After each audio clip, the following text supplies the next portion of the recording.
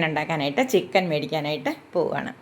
അപ്പോൾ ഗ്രില്ല് മേടിച്ച് വെച്ചിട്ട് ഒരാഴ്ച കഴിഞ്ഞു. അപ്പോൾ നമ്മൾ ആദ്യമായിട്ട് നമ്മൾ ഗ്രില്ല് ചിക്കൻ ഉണ്ടാക്കാൻ പോവുക. നല്ല ടേസ്റ്റായിരുന്നു കേട്ടോ. അപ്പോൾ ചിക്കൻ ഇങ്ങനെ നന്നായിട്ടൊന്ന് വരഞ്ഞു കൊടുക്കണം. ഇത് മസാല ശരിക്കും ഉള്ളിലേക്ക് കയറാൻ വേണ്ടിയിട്ടാണ് കേട്ടോ. അപ്പോൾ ഞാൻ ഒരു ഫുൾ ചിക്കൻ 4 പീസാക്കിയാണ് കട്ട് ചെയ്തെടുത്തിരിക്കുന്നത്.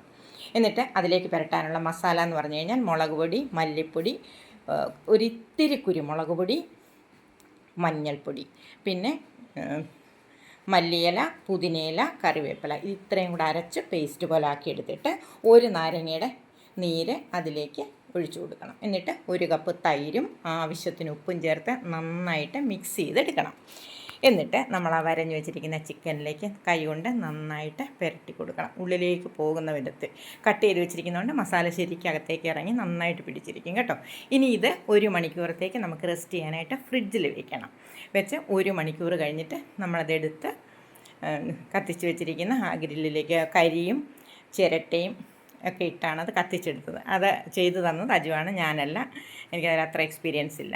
അപ്പോൾ നന്നായിട്ട് നമ്മൾ കത്തിച്ചെടുത്തിട്ട് അതിലേക്ക് ആ ഗ്രില്ലിലേക്ക് നമ്മൾ വരഞ്ഞു വെച്ചിരിക്കുന്ന ചിക്കൻ പീസസ് ഓരോന്നായിട്ട് നമ്മൾ അതിലേക്ക് നിരത്തി വെച്ച് കൊടുക്കണം.